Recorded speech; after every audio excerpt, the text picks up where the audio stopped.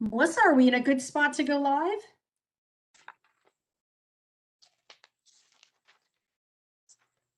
You are good to go now. Wonderful. Thank you so much. Well, good afternoon, everyone, and welcome to the April 22nd joint meeting of the NVTC and PRTC Joint Commission Working Group, as well as NVTC's Program Advisory Committee. As we have two committees and two chairs, I'll get our meeting started and then we'll dive right into our agenda. I'd like to note that we're starting this meeting at 1:03 p.m. And given the ongoing COVID-19 public health emergency, we're conducting this meeting electronically. We're able to do so because Governor Northam signed into law on actually a year ago today, a legislative amendment to the budget bill that will allow public bodies like ours to meet electronically without a physical quorum present to discuss or transact the business statutorily required or necessary to continue the operations of that public body. So NVTC staff followed the procedures and guidelines in the legislative amendment to give notice to the working group and committee members, the commission, staff, and the public. So commissioners and staff have called in using an audio teleconferencing platform while the meeting is simultaneously being broadcast to the public on YouTube.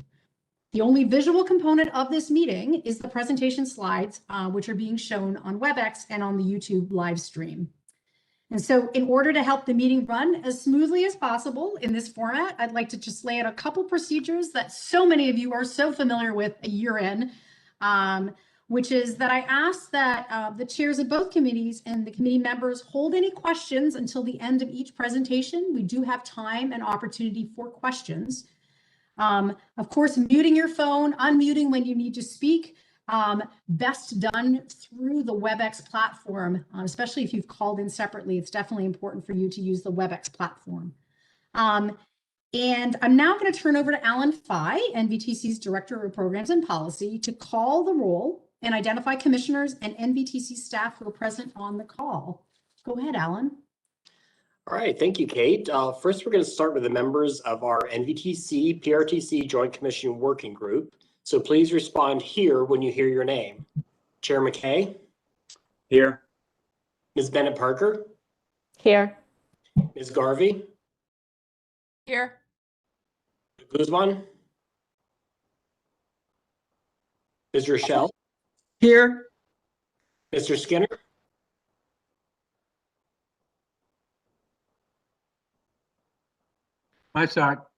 I'm here, thank you.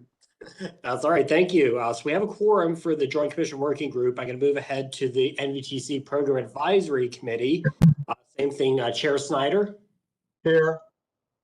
Ms. Bennett-Parker and Ms. Garvey have already identified that they're here. Mr. Meyer? Here.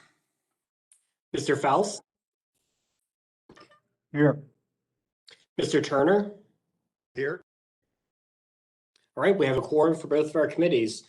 As a reminder, by NVTC bylaws state that the committee meetings are open for any commissioner to attend.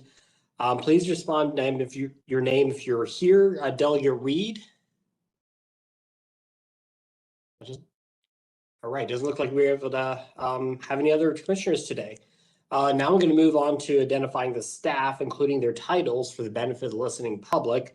We have NVTC Executive Director Kate Mattice, PRTC Executive Director Bob Schneider, myself, Alan Fye, NVTC Director of Programs and Policy, NVTC Commuter Choice Program Manager Ben Owen, NVTC Commuter Choice Communications and Outreach Manager Jay Watkins, NVTC Program Analyst Dina Germer, PRTC Chief Development Officer Joe Stainsby, and DRPT Director of NOVA Transit Programs Todd Horsley. That's the roll, so I'll turn it back over to Kate. Thank you, Alan. So according to the legislation signed by Governor Northam, a public body or governing board convening a meeting during the declared emergency shall provide public an opportunity to comment. And so in advance of this meeting, NVTC solicited written comments and staff captured those comments. We had the opportunity for those to be provided by Google form directly on NVTC's website. And that any comments received by 10 a.m. Would have been provided to the committee members ahead of the meeting. I think I actually know the answer to this question, but Alan, did we receive any comments? No, we did not receive any comments. We did not receive any comments. Thank you, Alan. So just a little overview of what we have going on today. Today's joint meeting includes updates on both of our commuter choice programs, the I-395-95 as well as the I-66 corridor. And we are also providing an overview of our Envision Route 7 bus rapid transit project and an overview of some recent efforts that we're looking at to examine low fare and fare-free transit options. So we scheduled these two groups together for efficiency, because we do know we have an overlap of the two committees. But first, we will dive into the commuter choice on the I-395-95 corridor update. And I'll hand things over in a moment to Chair McKay to lead that Joint Commission working group through that item. And once that's complete, we will transition over again to the Program Advisory Committee.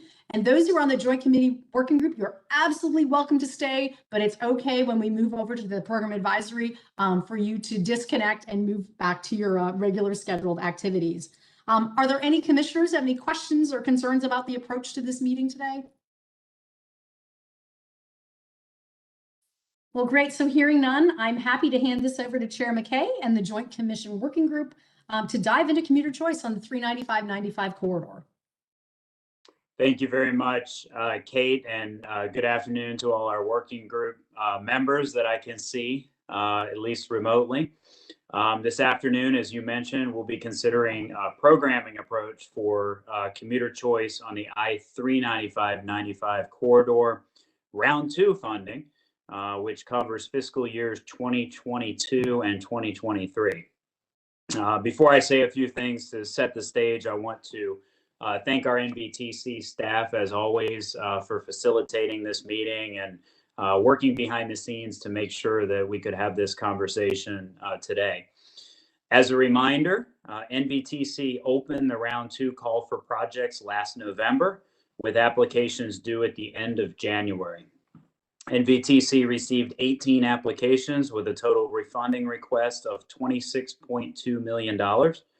And following the eligibility review and a confirmation of project information with the applicants, 13 applications with a total funding request of $21.9 million remain under consideration for funding. These projects have now been scored according to the Commission's approved evaluation process for our program. Although revenue in the 95 and 395 express lanes has been affected by the COVID-19 public health emergency, the length of the facility and full-time tolling have provided for some resilience in the revenues. As you're probably aware, the funding for the program comes from annual transit investment payments by Transurban, the concessionaire for the express lanes, to the Commonwealth. NVTC anticipates receiving full funding of approximately $30 million from Transurban for the 2-year program. And they've been a great partner and have really demonstrated their commitment even during these uncertain times. So I want to acknowledge that. As I mentioned, our goal today is to endorse a programming approach for the round 2 program. And I should note that the public comment period for the projects under consideration for funding is also currently underway, and that the comments received will be presented to the full commissions, both NVTC and PRTC, in advance of any action by the commissions to approve a program of projects. NVTC staff is aiming for program approvals by the commissions and the CTB in June, so that project implementation can begin at the start of the next fiscal year. And with that setting of the stage, we'll turn this over to the real expert who's going to go over the scoring results and present the staff recommendations for the programming approach. And at this time, I will turn it over to that expert, who is Ben Owen. Thank you. Much obliged. Good afternoon, everyone, and thanks for joining us this afternoon. We have had a busy 6 or 7 weeks or so since I presented to the full commissions in March. As Chair McKay mentioned, we completed scoring of the I-395-95 round 2 proposals and have put together a recommendation on a program of projects, and these are what I will review with you today. Kind of a Cliff's note. In addition to what Mr. McKay said, I will say up front, we're in the unusual situation of having a crop of strong proposals that we can accommodate within available funding. So our recommendations will reflect that. First, a quick recap of where we were back in March. At that point, we had completed our eligibility review, identified 13 eligible applications, covering much of the corridor from Spotsylvania County up to the DC line, with a $21.9 million total funding request. I will go through each proposal in a little bit more detail shortly. For now, I'll mention each falls into one of three kind of general categories, all of which are pretty compelling, I think. One being enhancements to local bus routes in the northern part of the corridor to provide frequent all-day service, thereby improving connections with Metro, jobs and services for commuters kind of regardless of when during the day they're commuting. Secondly, a range of efforts to rebuild ridership post-pandemic and prepare for expected future travel patterns. And third, continuations of several new and enhanced bus services that we funded in round one to provide predictability and continuity for commuters as they progressively return to work sites. We are expecting $30 million over the 2 fiscal years. We do suspect that COVID-19 and its impacts to travel patterns across the region affected the demand this time a bit. We are a commuter-focused program.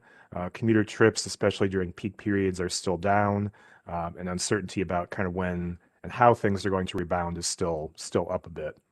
But as I mentioned back in March, I think our applicants did a good job of thinking carefully and practically about strategies that make sense to advance at this time. Slicing up the applications a bit differently here in terms of categories and where they were. A lot of the focus this time around is transit service. So most of about 80% of the funding request comes from new and enhanced bus service proposals. And many of these do include capital elements as well, like bus purchases and park and ride and bus stop improvements. One thing that we are going to need to watch for in future rounds is the overall share of program funding going to transit operations. We are limited per our MOA with the Commonwealth that governs the program to transit operations accounting for a maximum of 50% of our funding over any 5-year period. We would be within that, accounting for what we funded in round one, and if everything gets funded in round two, we'd be within that, close to the 50% cap though. In terms of the NVTC PRTC breakdown, a bit more of a total funding request among NVTC jurisdictions and transit providers, but more eligible proposals among PRTC jurisdictions and transit providers. So pivoting into scoring, this slide shows the evaluation process that the commissions adopted last November. I'll just give a quick recap of it and a couple remarks about the results this time around. Most of the possible points, 70 of 100, are assigned to how well proposed projects meet corridor improvement goals in the MOA of moving more people and creating viable, effective transportation options. Smaller categories are cost effectiveness, basically looking at the technical merit score bang for the commuter choice buck. I suppose that's a good way of simplifying it, or as good as any. Considering also the useful life of the project. Applicant preference, whereby each applicant can pick their top priority project and receive 10 points for it. And interagency collaboration, 5 points, basically demonstrating support or collaboration for the project from other entities in the region. The biggest single factor in the process is person throughput. Rather than an absolute number of people that are being moved, this factor is looking at basically the efficiency of moving more people relative to the number of vehicle trips associated with moving those people in the peak period and peak direction. It is basically graded on a curve, which is why when you look at the results, you'll see there are relatively similar numbers of proposals with 45 points, 30 points, or 15 points. And we do look at the opening year of each project. So this time around in particular, we worked with applicants to ensure reasonable projections given COVID-19 impacts, since ultimately projects will be held to those targets should they get funded. Travel time savings, that factor is looking at the percentage of time saved for a typical commuter's trip from using the project relative to typically a non-tolled single occupancy vehicle drive trip. Right now, drive times are low due to continued COVID-19 travel pattern impacts, which generally lowered scores across the board on this factor. So we do expect projects will deliver travel time benefits as traffic picks back up, just didn't have a real good way of capturing that this time around. So here are the top level scoring results. We did provide a more detailed table with the meeting materials as well. And while there's a range of scores here, we think all these proposals are strong candidates for funding. I will walk through them very briefly, focusing here on the new projects. There are 6 proposals in the list for continued operations support for new and enhanced bus services funded under round 1 that performed well, particularly prior to COVID, and that the recipients would like to continue for, continuity's sake for commuters and because ridership is expected to rebound on those. So kind of going top down, focusing on the new ones. First one on the list that's new is number 2, Spotsylvania County's proposed park and ride lot in Massaponax. This project would complete funding for constructing a 700 space park and ride lot a bit south of Fredericksburg. Initially, this lot would be serving van pools and carpools, but there are intentions for commuter bus service to be added to this lot in the future as well. The next sort of new one on the list is number 6, Dash's Van Dorn Metro to Pentagon enhanced service. This would be an expansion and restructuring of a local route that we actually did support in round 1, but it would be operating every 10 to 15 minutes all day, every day, and also running all the way up to the Pentagon rather than stopping in Alexandria at the Mark Center. So this is a route that's also proposed for development into a bus rapid transit corridor in the future. So this project would really be helping to kind of prime the market for that. Next new one is number 9, Fred Transit's proposal for a new VRE feeder bus service from the existing Route 208 park and ride lot in northeastern Spotsylvania County to downtown Fredericksburg. Prior to COVID, there were significant parking constraints in downtown Fredericksburg for VRE riders, and people often ended up parking at remote lots that resulted in long walks to get to the actual station. Next is number 10, Dash's Mark Center to Potomac Yard service enhancement. This would also be an expansion and restructuring of a local route that we supported in round 1. It would be operating every 15 minutes all day, every day, bringing passengers into the Mark Center Transit Center and starting next year to a new metro station that'll be opening at Potomac Yard. Number 11 is a proposed OmniRide TDM strategy consisting of financial incentives for new and returning van pools that are headed up into the I-395 corridor, basically ending somewhere between Springfield and DC. And the idea here is to help rebuild van pool ridership, which has really been affected pretty severely by COVID-19. Number 12 is a Fairfax County proposal for enhanced bus service on Route 371 between Lorton and Franconia Springfield. This proposal would provide for 15-minute service along a busy local route throughout the course of the day.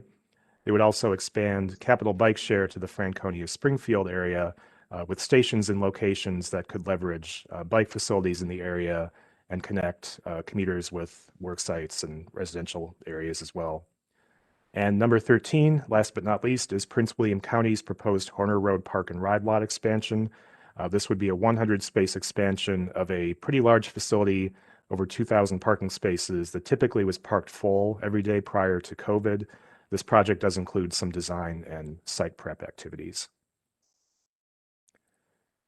So, long story short, our recommendation as staff is that the Joint Commission Working Group endorse funding all 13 eligible proposals, given that all support the corridor improvement goals and can fit within $30 million expected to be available. And we would program our administrative oversight marketing activities for the 2-year period as part of the program as well. $800,000 total, representing about 3.5% of the overall funding that would be awarded. So I'll wrap up with just a quick overview of what's coming up. Public comment on the proposals is now open, and we will have an interactive virtual town hall meeting later this month at which members of the public will be able to learn more about them as well as the program in general. Next month will be very briefing heavy. We'll be briefing the full commissions as well as the Commonwealth Transportation Board. And closing public comment, we will share the input we receive with the commissions and CTB prior to program adoption. We are on track for program adoption and approval in June, so that implementation of selected projects could begin with the start of the new fiscal year at the beginning of July. So, Mr. Chair, that concludes my presentation. I'm happy to answer any questions. Thank you very much, Ben, for that excellent presentation. And before we go to the working group to see if anyone has any questions, let me ask Kate or Bob if there's any comments you'd like to add. Yeah, so this is Kate Mattice. Indeed, I think we're in a wonderful position when it comes to the revenues that we're going to be made available. And I do also think that the applicants really did, as Ben mentioned, really did a lot of like sort of soul searching as to what looks really good for projects as we rebound. As somebody who knows this corridor very well, I have seen over the last 6 months, I'm sure VDOT can speak to it as well, traffic volumes are actually increasing on this, probably more so than other corridors in Northern Virginia. And so while the staff is recommending that all projects be selected, I truly believe the evaluation and the work that the staff and the technical team did is representing strong projects that can help rebound and move people through that corridor before it becomes the parking lot that it often can be. Couldn't agree more with that as someone who's very familiar with that corridor as well. Let me make sure, Bob, did you have anything you wanted to add before we open up to the working group? No, sir. Just the comment that Kate made is at the staff and the system levels, we really took guidance, wisdom from the NVTC staff and really did target projects that would have that meaningful impact. This was not a time to be ultra creative in terms of things. Really, just making sure we're able to meet those needs as the I-95 traffic volume inches back up. So thankful for the hard work of NVTC and their project consulting team. Great. Thank you very much. With that, let me see if the working group has any questions. Any members of the working group that have questions? Mr. Chair, it's Gary Skinner. Yes, sure. Mr. Skinner. Thank you, sir. The virtual town hall meeting on April 28th, how do we advertise that for our constituents? Is that something that's based on this group doing the advertising, or do I, as myself, as a representative from Spotsylvania, put that out under our? Yeah, we will provide information through all of the applicant staff in terms of promoting this. I think Jay Watkins is on. I'm not sure, Jay, if you have anything you'd want to add as far as how we go about this. Sure, we're going to broadcast the virtual town hall on our YouTube account that we're using right now. So the easiest way is probably to ask people to follow our NVTC YouTube account and ask for a reminder on the virtual town hall. It's probably the easiest way to promote it. But we also have a website with all the ways that you can comment for this public comment period. And that one is novatransit.org/cc comments. Could you please send out the people that are on this committee here today? Could you please send me at least the last one you said, the Novats, whatever. Absolutely. Thank you, ma'am. Appreciate it very much. No problem at all. Thank you, Mr. Chair. Sure. And actually, Gary, it's a great question because while they're doing all that outreach, I mean, certainly anything we do would be supplemental and helpful. And so if NVTC can kind of can that information, send it to the members of the working group so that, we can use our own platforms to raise awareness, I think that can only help. Okay. Any other questions from the working group? Chair Yes, McKay? Jeanette. Yes. Yeah. Thank you. I just have a technical curiosity type question. What would be some examples of diversion mitigation? What would actually be done to mitigate that? Yeah, the idea is with that factor, basically to try to absorb trips that might otherwise be priced off of using the freeway because of tolling or using the expressway because of tolling, and that ends up getting diverted onto parallel arterials and local streets. So our scoring for that is somewhat formulaic. Basically, transit projects that have the opportunity to kind of absorb the most such trips tend to score the best under that. carpooling and van pooling sorts of strategies that, maybe don't, per car or van, obviously don't attract as many passengers as like a bus trip would, are kind of a medium scoring on that.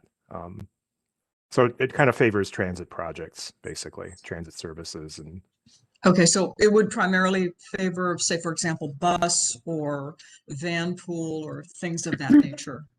right. Yeah, Yeah. that would be the mitigation. Okay, thank you. Sure. Any other questions? Mr. Chairman? Yes, I see Libby first. Libby? Okay, yep, trying to put my hand up, but I'm not sure it's working. So could you, just quick reminder for me, what if we don't approve all of the projects, what happens to the money? Does it roll over to next year? What happens? Yeah, it would roll over to the next round, basically. Okay. So, And, yeah. Yeah, thank you. And these all look good to me, but I would love to have staff talk just a little bit about your thinking in that, there's quite a range from, I think it was 86 down to 49 in how these ranked, so that you could have decided to maybe cut it off somewhere and roll over that money to something next year that might be more worthwhile or not. I'm guessing that was part of your thinking, but I'd love to just sort of hear how you think about that, if that's okay. Yeah, I think, this time around we saw a pretty strong range of proposals, not just in the scoring, but in terms of kind of qualitatively what they would do to benefit the corridor as well. So, even the ones that are a bit lower on the list in terms of scoring, I think there's a good story related to those in terms of the benefits that they would be providing. We kind of saw that throughout the whole list of projects, really. Looking at like the Prince William lot that was scored a 49, and unfortunately I don't know readily how I can go back up in my slides to the table. Oh, But that's okay. Yeah. yeah, That's okay. I mean that's one that that lot was parked full basically every day prior to COVID, Yeah, and so it yeah. probably will be filled up again in the future. The Fairfax County proposal that was just above that was, not maybe quite as peak period focused as some of the others in terms of providing really all day benefits. And the OmniRide one that was above that in terms of the TDM strategy, like there's, a need to try to rebuild van pool ridership, Right. Post COVID. So I think with everything we saw, there's a good story to it in terms of what it'll do. Particularly once more people are commuting again, once things are kind of getting back to whatever normal looks like in the future. Yeah. All right. That's helpful. I'm wondering if we ought to have a little chocolate chip cookie fund and start handing out chocolate chip cookies to anybody gets on a van pool or any kind of transit. And then one more question, Mr. Owen, if I might. Sure. Do we do a retrospective analysis to see? So we do the scoring and we get these projects going, and we haven't done these for very long. But eventually, will there be kind of a look back to see how well the scoring aligned with what actually happened? Yeah, so we are doing in our annual reports to the Commonwealth now a performance look back that's really kind of focused on the throughput aspects of projects.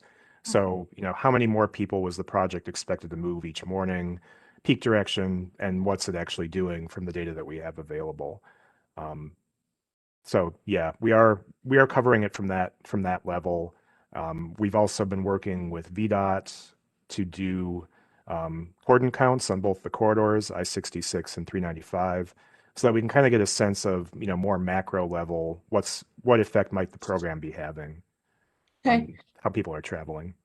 Thank you. Very helpful. I'm looking forward to some discussions as we get a little bit farther past this pandemic to see what's actually happening. I mean, I think transit's going to we still need transit. Absolutely. It's going to be interesting to see, it feels to me like there may be more of an evening out. Not everybody's going to be traveling at exactly the same time and exactly the same days as much as has been happening. So it's a fascinating time to be doing this. And I'm glad you're looking at it, and thank you.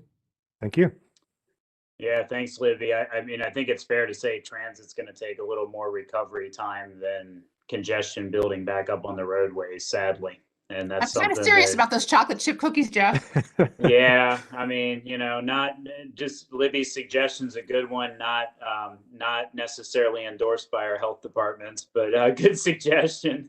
But in all seriousness, it is something we're going to have to closely monitor. And as Libby said, it's kind of a fascinating time because, we all can make as many predictions as we want, but it's really a hard thing to predict until, we get some level of normalcy and even what will normalcy look like. And so it's a fascinating thing to watch, to prepare for, and to try to pivot to respond to. So good comments. Yeah. I see Delegate Guzman. Yes, good afternoon, Mr. Chairman. Hello, everyone. I'm excited to be here. I just had a couple of questions. So number one is the public comment piece I'm excited about, and I sign on also to share the virtual town hall. I think it's extremely important, that on the spirit of transparency, people in Northern Virginia know how we're gonna making decisions and gather their feedback. However, on the public comment, I would like to emphasize that part. If we can just also highlight that piece, because as a representative, I could tell you so many times how my constituents are telling me, well, I didn't know about this. When were the public comments collected? So if we can have more information about that, Bob, how those public comments are gathered, so we can with our constituencies, and then I can, avoid to be excited about the amount of projects in Prince William County. So anything that I could do to have them all 13 move forward, please let me know as we make this coalition to get these projects through. Thank you. Thank you. I hope I'm not butting in, but Jade, would you like to say a bit more about how we've been doing promotion for the comment period in terms of social media, as well as just kind of how the process works on that? Yeah, so I'll do a quick overview on how we do the public comment period. We have a month-long period this time, and it's going from April 16th to May 17th. And during that period, we will do a social media campaign with both paid and organic posts to encourage people to fill out our online survey form where people can add feedback either about each individual project or about the overall group of projects in the Commuter Choice Program. We also have an email address that we accept public comments, and a voicemail line. We put out a media release that got some coverage last week when we opened the public comment period, but already we have about 10 comments, and so we're slowly getting the word out, and we have a few more weeks, and we really look forward to you guys helping us spread the message and amplify it so that we get even more comments. Mr. Chairman, may I have a follow-up? Yes, sure. So I think the last point, as most of our constituencies are extremely diverse, I think I would like to put a pitch also to put it in a different language, like in Spanish or other languages that are most spoken in the Northern Virginia, that information as well. And if I could also ask a question about the monthly incentive, how if we can have more information so we can start sharing it with our constituencies as well. Thank you. Okay. Good suggestion. Any other questions? Any other questions? I'm not seeing anyone. I can't see everyone at one time. So if anyone else has a question, feel free to just go ahead and ask it. But I don't see any other questions. Let me just make certain of that before we move on. Okay. So good comments. Obviously, a lot of conversation about public outreach and public engagement, but it didn't sound really like. And just to be clear, that public comment period is open until Friday, May 17th. So we have some time here, and folks, can go to novatransit.org. Click on the link for the public comment period for commuter choice on I-395/95, and it's clear that as much work as we all can do as elected officials and working group members to spread that message, that is certainly helpful.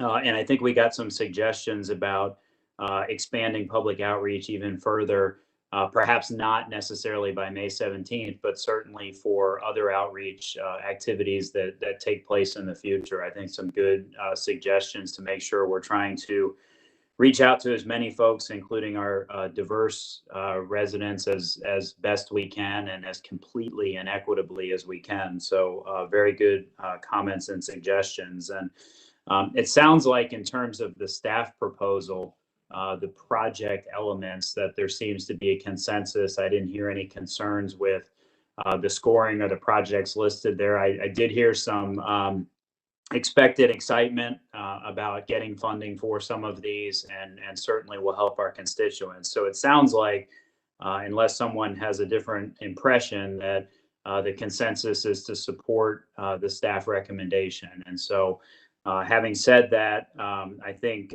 before we close and I turn over the baton to my friend Dave Snyder for the second part of this meeting, is there any other business to come before this working group? Any other business or any other comments? Seeing and hearing none, thank you all for your time. Thanks staff for their diligent good work as always. And the Joint Commission working group portion of today's meeting is now complete. And the working group will next meet again in mid-2022, hopefully in person. It'll be a whole different world by mid-2022, hopefully. And that will be in advance of the opening of round 3. Call for projects in the I-395-95 corridor. And again, NVTC and PRTC will be taking action on these recommendations at an upcoming meeting. And so I thank everyone for their participation, and I will turn the floor over to Dave Snyder. Dave? Thank you very much, Chair McKay. I'll try not to drop the baton, if at least not drop the meeting in any event. So thanks for your work and that of your committee. So we'll call to order the Program Advisory Committee part of this meeting. The first thing is, I think you may have received the meeting summary of the September 17th, 2020 meeting.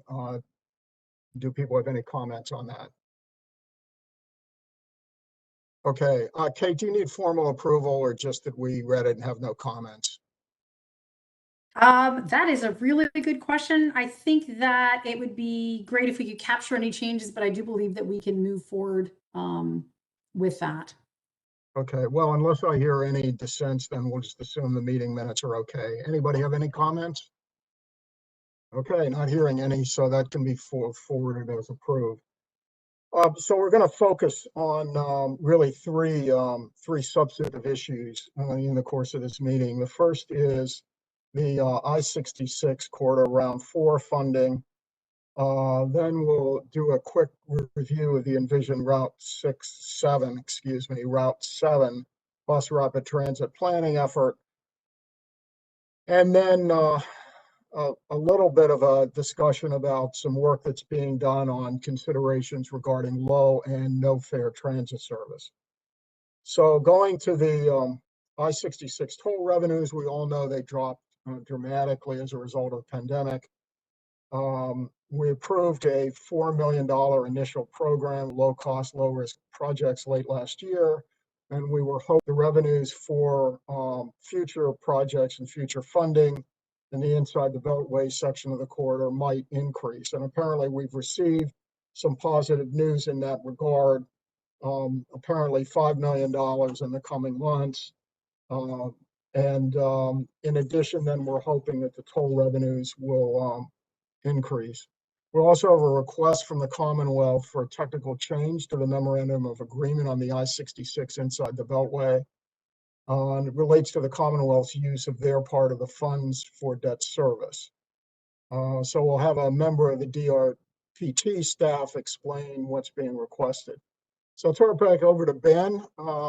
Ben, you were really successful the last round with the last committee, so it's your chance to shine again with regard to the I-66 inside the Beltway issues. Kate, did you have anything to add at this point? I do not. Okay, Ben, it's all yours.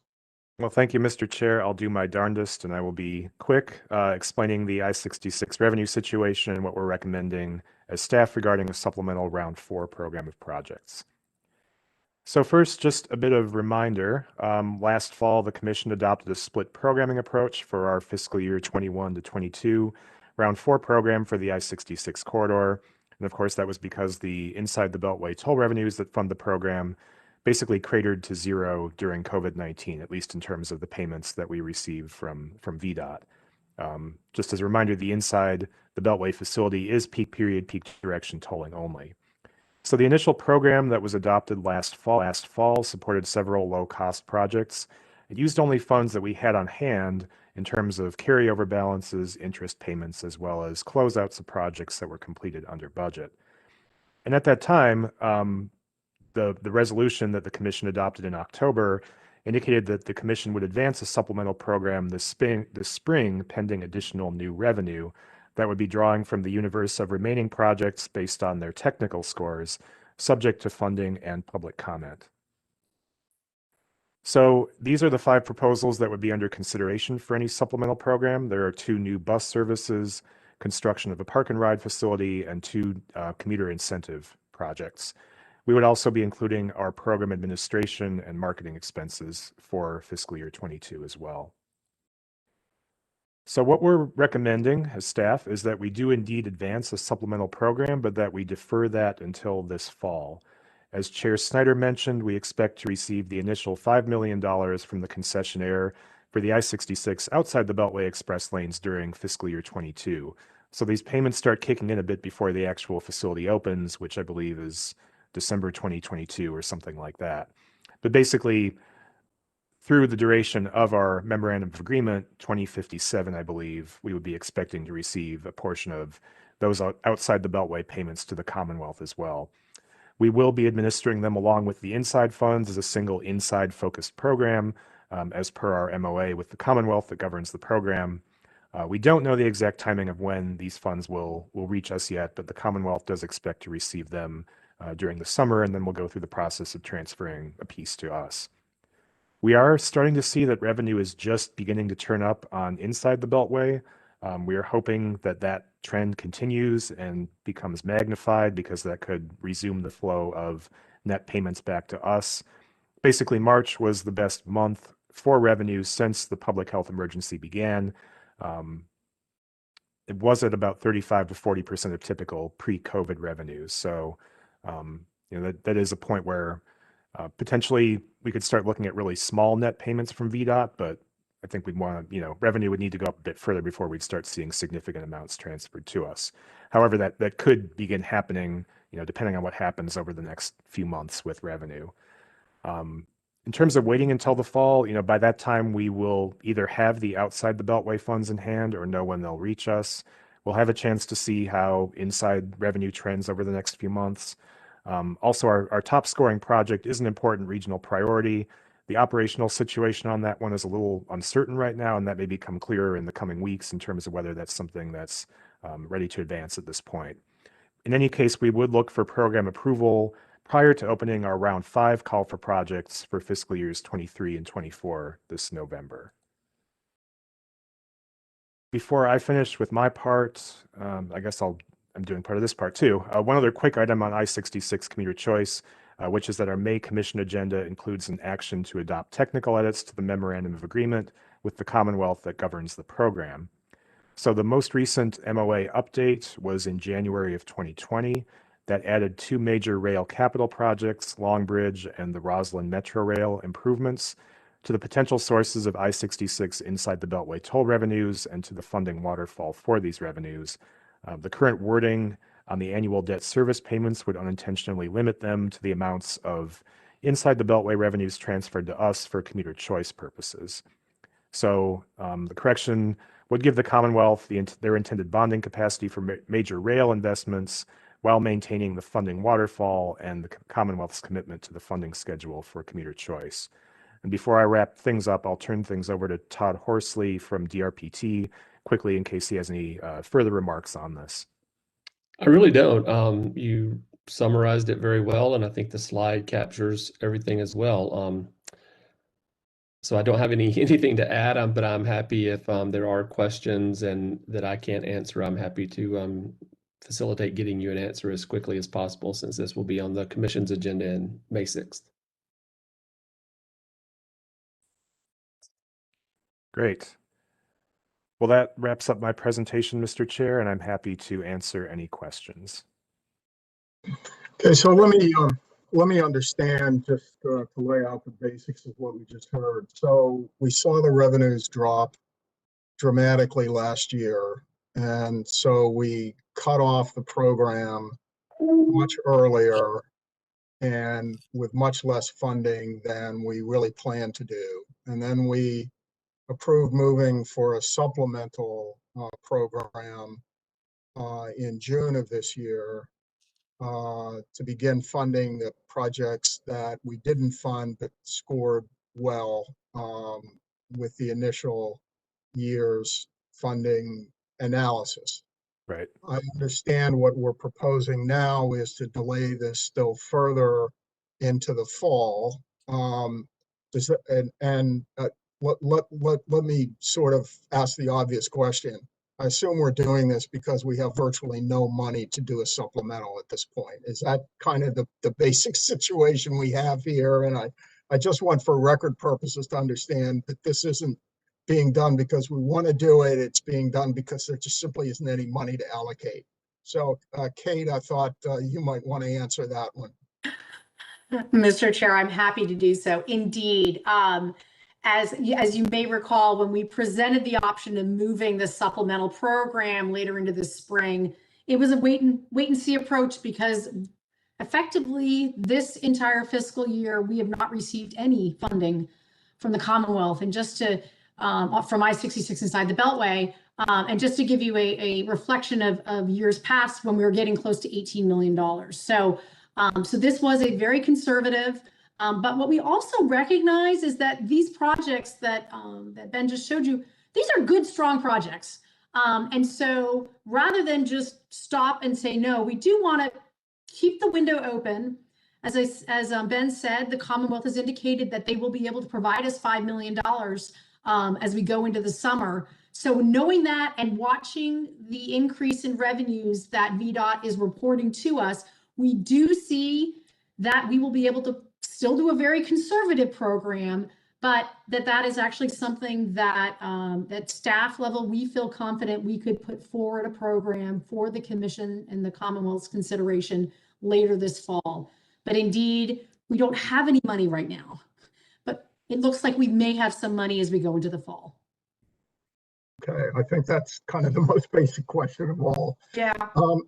Now, when we're talking about the fall, we're talking about early fall, middle fall. I mean, do we want to try to set a rough target, October, September? I mean, the idea here is to do this before we do a round 5.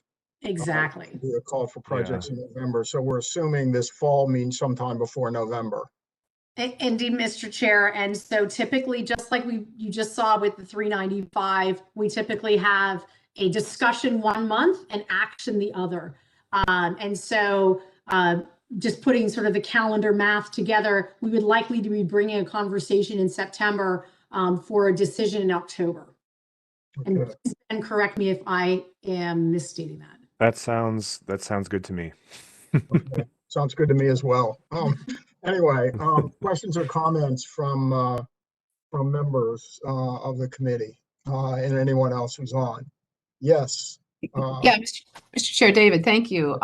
Real quick. So I think deferring is a good idea. And I think not spending money we don't have is always good too. So thank you. I realized looking at the projects, the last one is interesting, the small project in Fairfax County for the TDM strategy about buying fares down. And I know coming up soon is looking at no and lower fare transit ideas. Are you kind of thinking of this as sort of I mean, I guess we do it from time to time.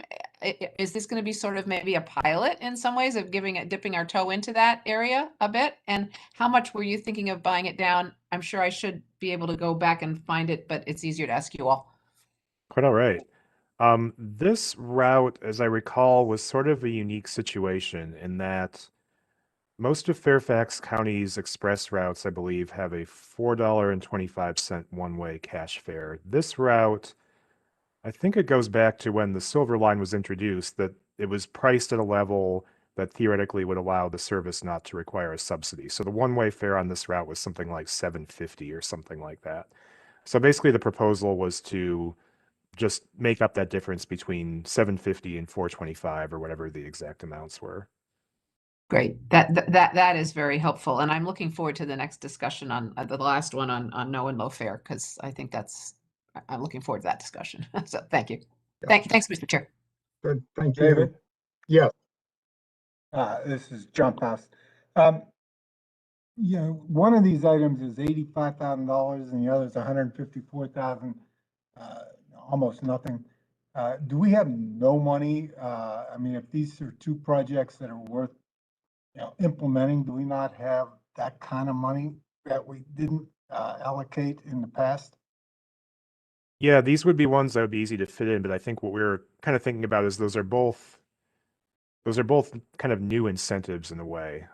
One being for the fare buy down we just talked about, the other one being monthly parking benefit for van pools headed into the I-66 corridor. These are ones we kind of lumped with some of these bigger projects just because they were new incentives, and COVID hit kind of after, soon after our call for projects closed. So the thinking was, if we're going to fund these, give them a better chance to succeed, once things are starting to pick back up a bit. I don't have a real strong opinion, but I mean, it seems to me if they're worthy of our investment and we have that kind of small amount of money laying around in our account, we would proceed with them. okay. Thank you. Any other questions or thoughts? Kate, do you need any sort of formal action or just that we receive this report and we do not, Mr. Chair, no, we do not. And a part of this was just to introduce the concept that we will be returning in the fall to the commission. And of course, as a reminder, this also goes to the CTB. So perhaps circling back to Mr. Faust's question and comment, packaging things up for a single visit to the CTB, we found to be strategically quite effective. And so they do need to, the CTB actually needs to authorize whether we're even able to spend money that we already have if we're reprogramming it. So we will be continuing to work with obviously the applicants on making sure that these projects still are appropriate moving forward. And again, looking to come back to the commission in September on this. Mr. Chair, if I could for a moment, because we did just go very quickly over the proposed amendments to the MOA. I do want to state, so I spoke to Jennifer Mitchell from DRPT as well as Nick Donahue. This was truly a technical oversight on the drafting last time. We've had this reviewed by council. The proposed language in there in no way affects or limits any of the revenues that NVTC should receive under this program. And so we do expect that Jennifer Mitchell will speak to this at the commission meeting. But obviously, if any folks have any questions or comments, please, do let us know. We do see this being technical, but I'm also mindful when we're changing an MOA. We don't want to have that glossed over quickly without making sure that everybody understands and feels comfortable with it. Okay, thanks. So what I'm hearing, I'm not hearing any strong dissents from moving forward. The idea of a supplemental this fall with, a focus on the list of projects, including the smaller ones. So thanks for that. Anything else there, members of the committee? Okay, the next agenda item is an update on Envision Route 7 project. And Alan, is this yours? Yes, it is, Mr. Chair. Okay, go ahead. All right, thank you. So what we're going to talk about here for the Program Advisory Committee is beyond commuter choice. There are a couple other things that are going on in the background. Two of them we're going to talk about is the Envision Route 7 and the low no fare transit white paper we're working on. Just a quick reminder about the Envision Route 7. It's an effort that NVTC has been leading for several years now. Basically, over the last couple of years, we've led the analysis. A significant amount of work's been done to figure out what exactly the alignment should be, where it should start and end, great locations for the actual stations along the corridor. And really, this is a really prime corridor for high capacity transit. It really is important because it connects the Mark Center in Alexandria, which is a major job hub tied to the Pentagon. It connects with the West End Transitway on that end of the system. Going north, it goes up through a very diverse, culturally and economically diverse corridor along Route 7, ties into the rail lines, both at East Falls Church, and then up in Tyson's as well. So it's really providing a really important linkage on that kind of almost north-south axis, connecting a lot of different important places along the corridor. As you can see on the slide, there's a lot of actual operational benefits, reduces travel time for transit along the corridor. We're going to see a lot of new riders on there. It's really going to help pedestrian access as well, make sure folks can actually get to the service reliably and safely. So you go to the next slide. So I want to give you a quick overview of the work that we've done so far. I mentioned a little bit earlier, there are multiple stages that we've completed so far. The feasibility, we found there is demand, the termini alignment, that the commission has made a couple decisions about the locally preferred alternative, what is exact alignment, the actual technology we should use, bus rapid transit, very important, and done some initial conceptual design. So the next couple of phases we'll be seeing over the next several years are looking at mobility, environmental assessment, design, and hopefully leading towards construction down the road. But the reason we wanted to bring it to you today is just to give you a heads up. You're going to get a little bit more information about the Route 7 project at the May Commission meeting. Just a reminder of what it is. We have several commissioners who may or may not be quite as familiar with this project, talk about what it is, and then setting it up for an action that we're planning for in June. So this past year, we received a DRPT grant to continue the work on phase 4, the mobility study. So we'll be bringing an RFP for the commission to approve so we can advertise that. And over the course of the summer, get proposals in, and we're planning to come back to the commission in the fall to award that contract so we can keep this project moving forward.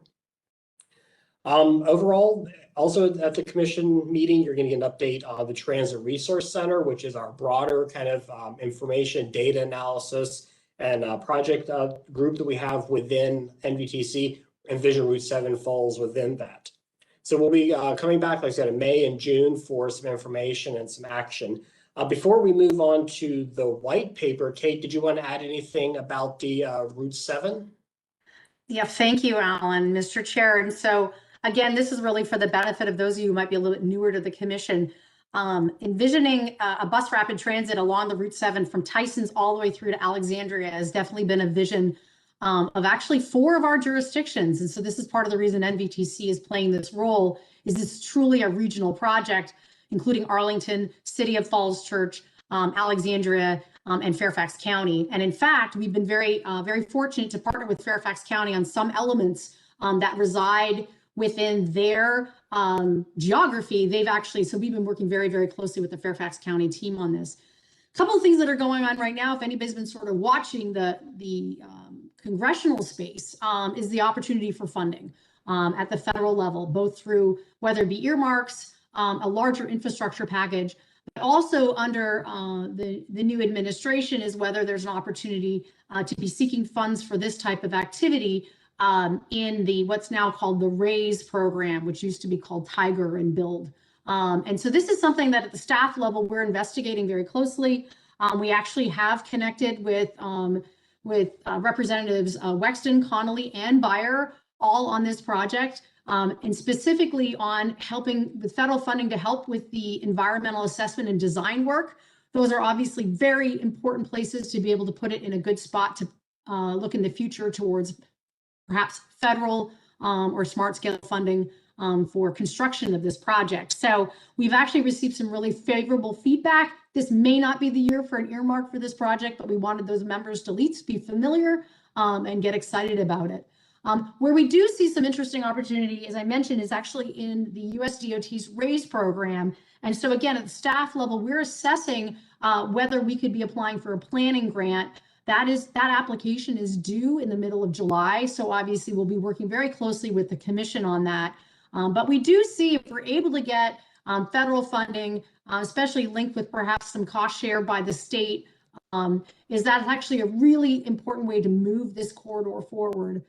As Alan said, this is a part of a larger network of BRT. I think many of you know the Metroway that's running in Alexandria and Arlington, the West End Transitway, this would connect right into, that's in the city of Alexandria. And then of course, we also have Fairfax County is working on their Richmond Highway BRT. So this is really complementing an overall regional approach to really high capacity transit that's apart from the corridors that are served by Metro Rail and VRE. So again, it's complementing. And so sort of watch this space, but we are very excited to see if we can get some congressional and administration interest in helping move this project forward. Thanks a lot, Kate, and thanks for a lot of great work on this project. I think this is a huge win for the area, and like anything, it takes some effort, time, and an incredible amount of networking. So thanks so much, really, Kate, you and your staff.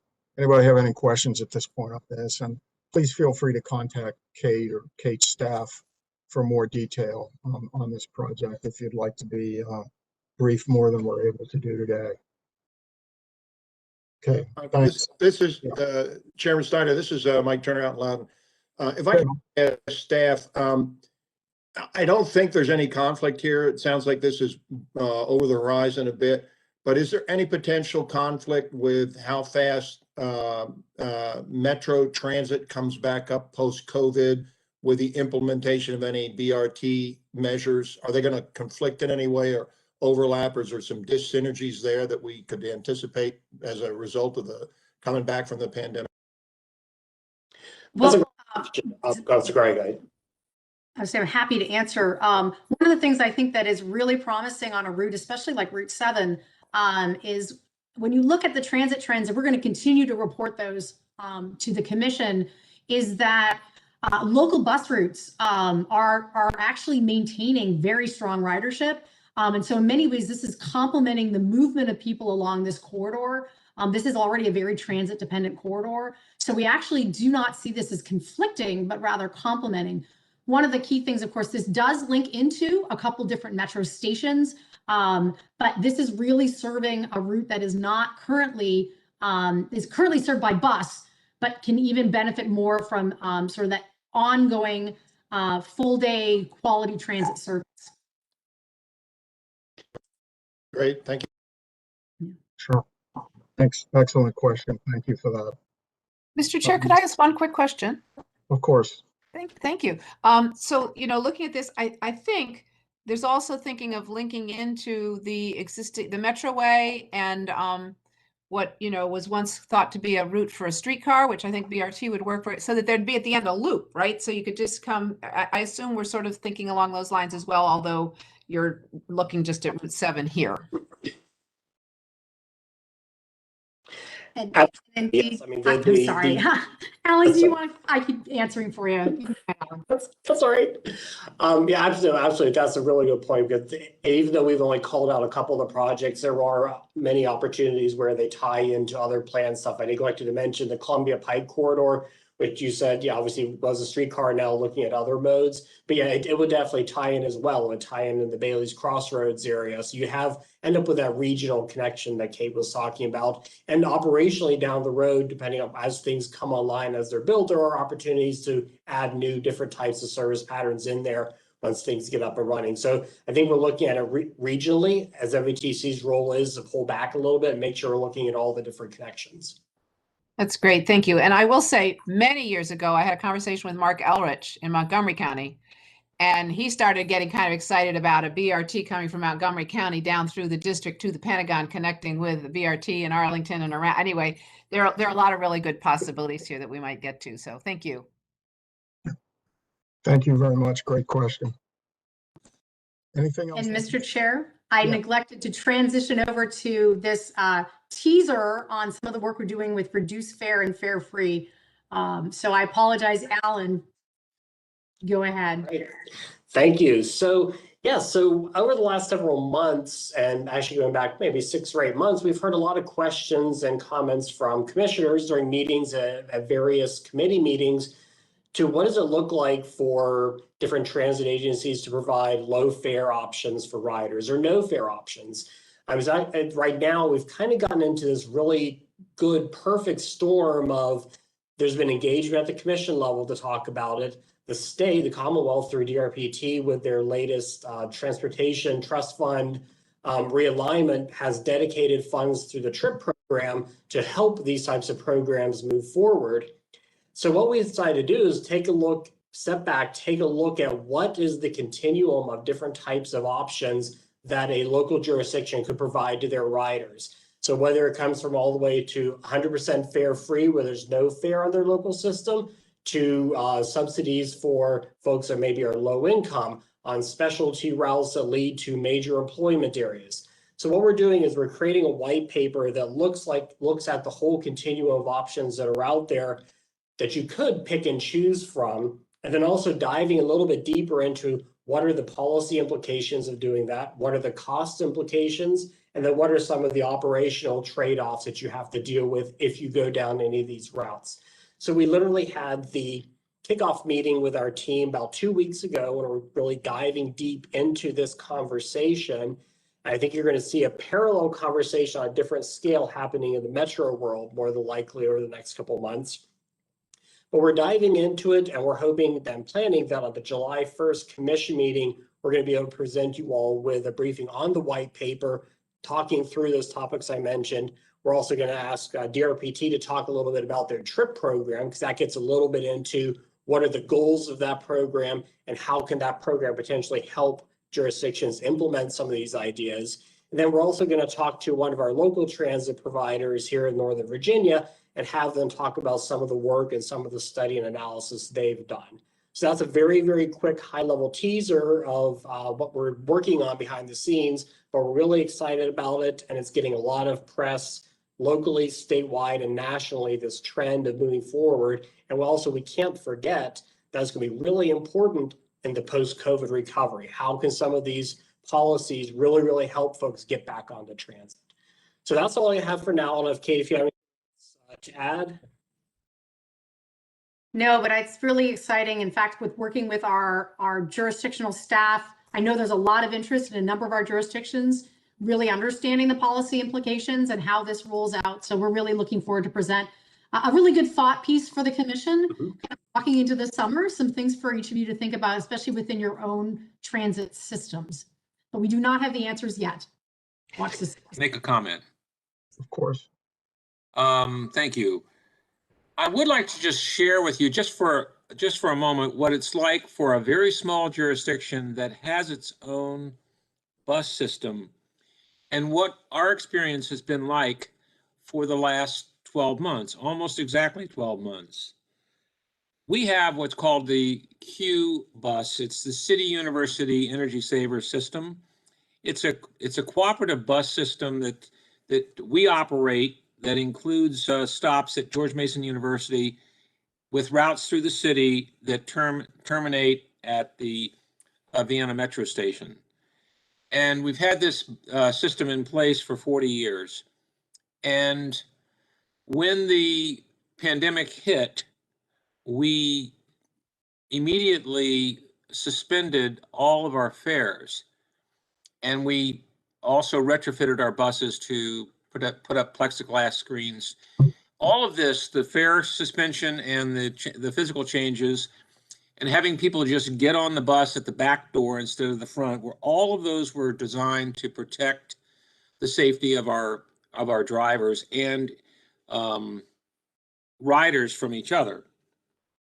And that was around the end of March, 1st of April.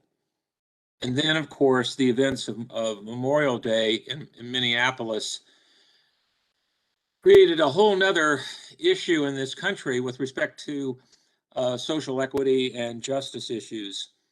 We continued to not charge fares, and there was some consideration by my city council to reinstate fares recently, and I was able to encourage them to continue to have the fare suspension for a little longer.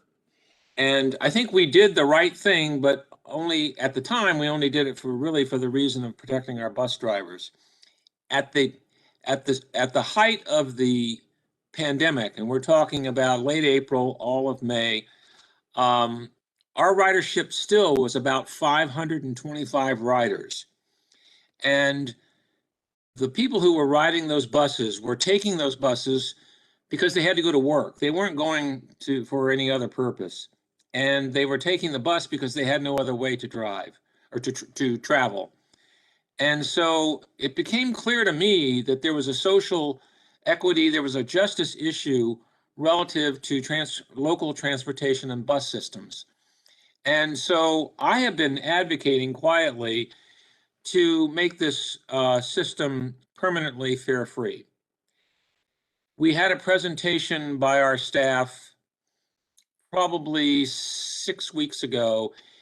Basically, it will cost us about a half a penny on the tax rate.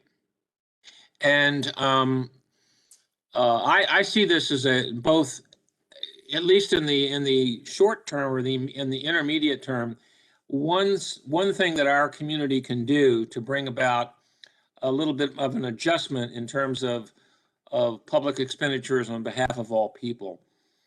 I also think that once this pandemic is over, it would make our community, and we're a small jurisdiction of 24,000 people, 6 square miles, it would make us distinctive in the sense that we can say to everyone, we have this great bus system and you can get on at any time that you want to without paying anything at all. And I think real estate agents who are selling homes can say, oh, this house is only a block from the bus stop, and oh, by the way, everything is permanently free.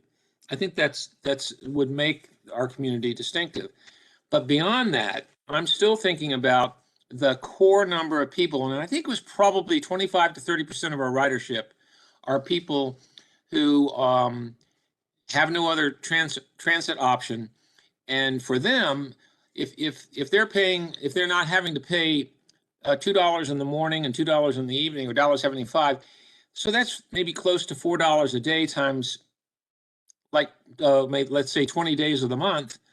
Well, that's close to $100 a month for those individuals, and that may not seem like a lot for a high-income community such as we all have, but for those individuals, that can be significant. And so I just wanted to share that with you, and I'm trying to put it into, it's really a two-bird stone at least, and I don't know if I'm going to be successful with my colleagues, but I'm certainly going to continue to advocate for it. That's all I wanted to share with you as far as our experience with a year's worth of operating a bus system without collecting fares. And candidly, also, the amount of income that we get relative to the total cost of our system, I don't know if it's 15 or 20%, but it's really rather small. And by eliminating all of the administrative requirements for collecting and accounting for fares, I think there's got to be some cost savings in that as well, in terms of the operation of the system. Thank you. Sure. Thank you very much. Anyone else have any comments? Yeah. Mr. Chair? Yeah. Thank you. So David Meyer, I mean, I really appreciate what you guys are doing. It's exciting. I've been hearing, you've been talking about it for a while. I think you make a lot of really good points. And I want to have one quick question. I assume the white paper will have looks at probably what's happening in Fairfax City, but also are there other places in the country or in the world that have done these kind of programs? So I assume we'll take a look at some of those as well in the white paper. Mm-hmm. Yes, that's correct. We're looking at a couple examples in Northern Virginia and also across the Commonwealth and a few around the country. So there aren't that many that have done it yet and really gone through the whole thing, but we're really looking to them to help us with some of those lessons learned and understand those trade-offs. It's going to be a pretty comprehensive briefing when we come to in July. That's just excellent. And I think there may be some other places in the world that have done it, but I'm not sure, probably particularly on these circulator routes. And maybe it's even, at like amusement plate where you just hop on and off and nobody even thinks about paying because they've just got to think circulating, which is great. And I'll just say that we just passed our budget, like everybody's passing their budgets. And My colleague Christian Dorsey kind of surprised me, maybe surprised others, and he said that as we were talking about, the transportation area, just said, just want to flag for everybody that I'm starting to get really passionate about no fare for transit, and I'm going to be talking about it. So, and I chimed in and I said I'm going to be right there with you. So this is really exciting. Thank you. Can't wait for that white paper. Thank you. So I guess one of the issues that will be discussed in the white paper is who pays for this and how. Right, And, the major issue. Yeah. And what you find is that in foreign countries, at least the ones I've traveled to, transit is basically a national government priority that's funded through national resources. Somehow, I don't think that's the case here. Once we're past these one-time payments of the trillions of dollars, at some point it's got to be made up and the bill's going to come due. And the question is, who pays those?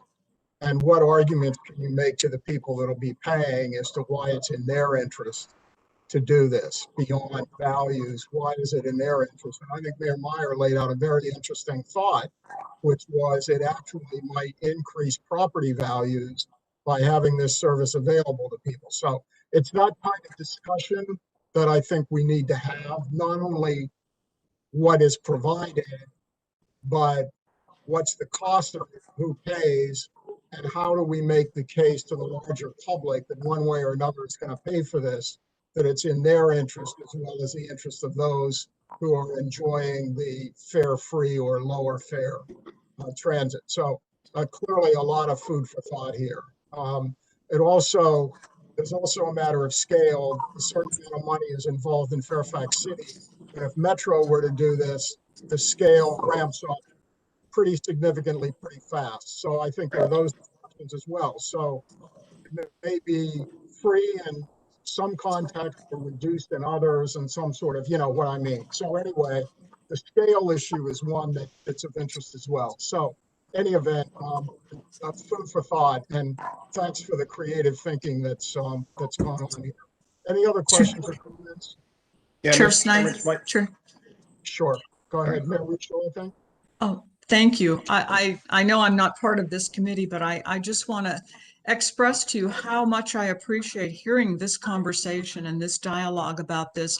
I have for quite some time been concerned about vulnerable communities, and particularly with regards to the effects of technology and the great technological divide that exists, and those effects on vulnerable communities, and the effects of technology on transportation, and how, as we increase the impact of technology on transportation, will that further exacerbate that great divide? So I just want to say I really appreciate being privy to this conversation. Thank you.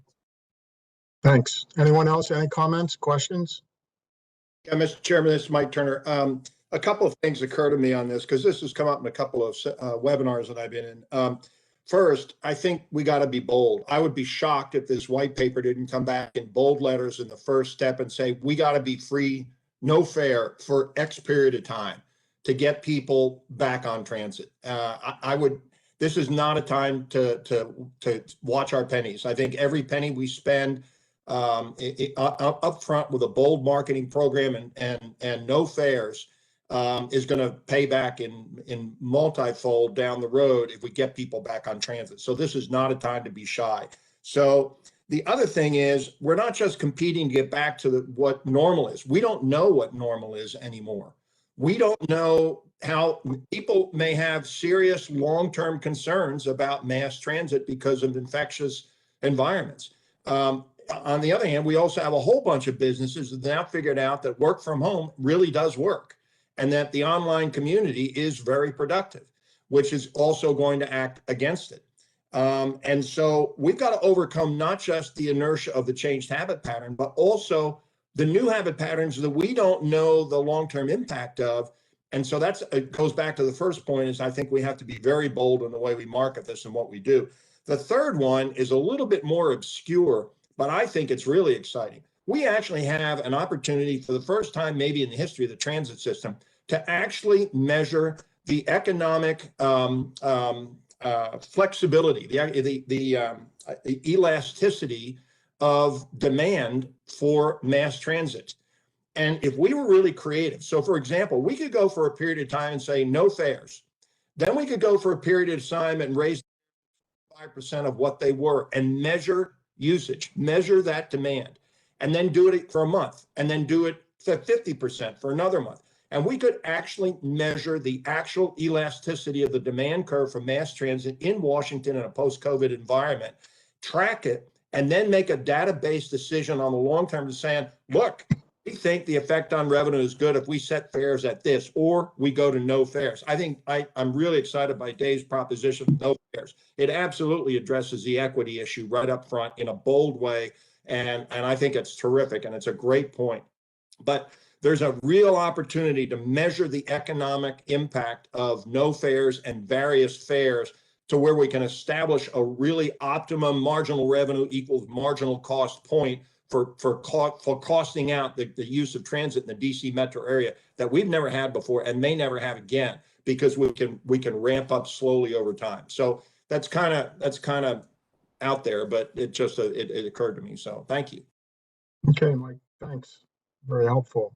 Hey, Rachel, anything else? Your hand was still up, your little icon. It's okay. So anyway, back to staff. Clearly, you'll see a lot of interest in this. And a lot of it depends on what the financial structuring of the transit system is. How much of it's paid by government, how much was commuter paid. I think Metro had a pretty significant commuter payment element to it. So what if you reduce that to zero and you don't have additional funding coming in, and that'll happen at some point? What kind of a system are you left with? So it seems to me it's not just one step, it's multiple steps. If you do this in a particular context, what's the implication? And again, it may differ from system to system, but worthwhile taking a look at for sure. And I think the white paper will be very interesting. Any other thoughts or comments? I think this has been a great discussion about some of the issues that are involved in this whole question. Anything else? Okay, Alan, anything else from you? And then Kate, any final comments? Kate? Now, Mr. Chair, I just look forward to being able to bring all of this great stuff to the commission later this spring. Okay, great. So I think we sort of wound things up for our agenda. Future meetings. Kate, any thoughts about when this committee should get together again? I'm actually going to defer over to Ben on that. I expect usually we do bring you together before major decision points, so it might be quiet for a little bit. But Ben, what's your vision for the PAC again? I would expect, I think we talked about like the August, September time. You alluded to the September timeframe earlier, and I'd say sometime in August or September would be likely in terms of talking about next steps on the supplemental program, as well as, we may have a few kind of after each round of funding, we do a bit of a evaluation of whether there are any sort of policy refinements we need to make, clarifications to improve our process.